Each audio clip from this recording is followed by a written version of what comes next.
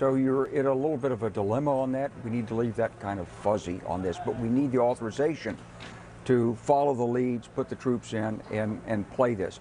Look, ISIS got started through funding from our friends and allies, because as people will tell you in the region, if you want somebody who will fight to the death against Hezbollah, you don't put out a recruiting poster and say, you know, sign up for us, we're going to make a better world.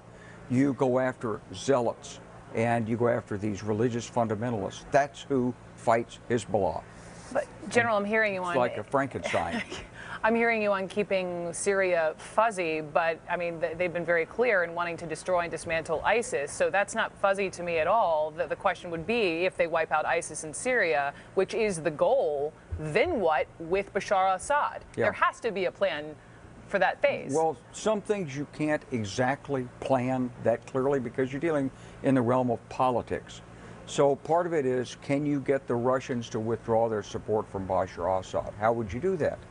Well, you're dealing with the Russians in Ukraine right now, and they're not being helpful. No, they're in fact, not. From Putin's perspective, he probably sees it as the opposite play. He says that because the Americans need us to help on Iran, because they don't have a ground force in Syria, they're actually relying on us. Therefore, we can push Ukraine further, and the Americans won't stop us because they're afraid they'll lose our cooperation elsewhere in the world.